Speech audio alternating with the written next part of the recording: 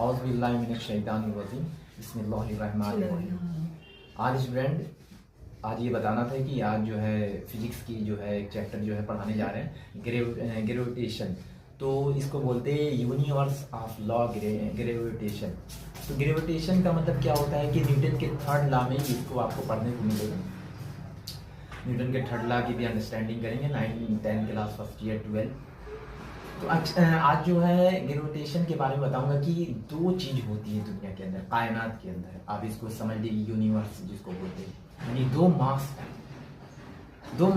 दो चीजें। इसको फॉर एग्जांपल दूं कि दो चीजें क्या होती है, एक दूसरे को अट्रैक्ट करती है। फॉर एग्जांपल आप रूम के अंदर है, कंप्यूटर रखा है सामने, तो आपके सामने आप भी सामने बैठे हैं, तो कंप्यूटर आपको अट्रैक्ट कर रही है और वो जो है आप उसको अट्रैक्ट कर रहे हैं। तो ये दुनिया में ये चलता है।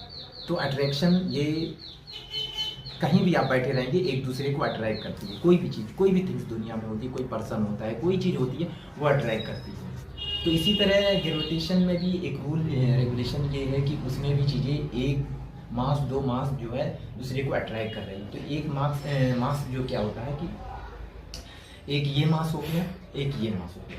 तो दोनों मास क्या है कि न्यूटन ने जो लॉ है, फार्मूला, एक अपना जो तरीका उन्होंने बताया है प्रैक्टिकल करके, तो ये एक मास होता है m1 और एक जो होता है m2 होता है। तो दोनों के अंदर जो है डिस्टेंस होती है। अच्छा, जितना करीब होता है चीज़ें, उतनी चीज़ें जो है करीब जितनी होती है उतना ज़्यादा अट्रैक्शन होता है, और जितना उसमें डिस्टेंस होता है, जितनी उसमें दूरी आ जाएगी, वो अट्रैक्शन कम हो जाता है। फॉर एग्जाम्पल ये है कि एक m1 है और एक m2 है, उनके बीच में एक लाइन है, ठीक है, एक लाइन जा रही है और उन लाइन के बीच में एक डिस्टेंस होती है, जिसको हम बीच में बोलते हैं कि फोर्स जो एक लग रहा है। यानी उनके बीच में क्या लग रहा है, एक फोर्स लग रहा है। दोनों तरफ से फोर्स हो रहा है, ऐसा नहीं कि दोनों अपनी तरफ से अट्रैक्ट कर रहे हैं। फोर्स एक m1 अपनी तरफ से खींच रहा है, तो m2 भी अपनी तरफ खींच रहा है। अच्छा, इसमें जो है ये बताना था कि अच्छा इसमें जो सेकेंड फार्मूला होता है, तो इसमें m इंटू एम मतलब m1 इंटू m2 हो जाएगा।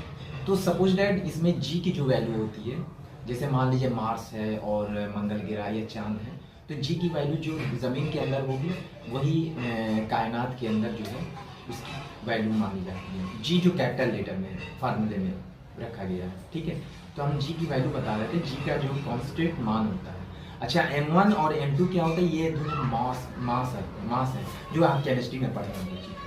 तो आज हम ग्रेविटेशन पढ़ा रहे थे कि जो एक दूसरे को अट्रैक्ट करता है, ये इंट्रोड्यूस करा रहे थे इस चैप्टर के बारे में 9 क्लास, 10 क्लास और फर्स्ट ईयर और 12।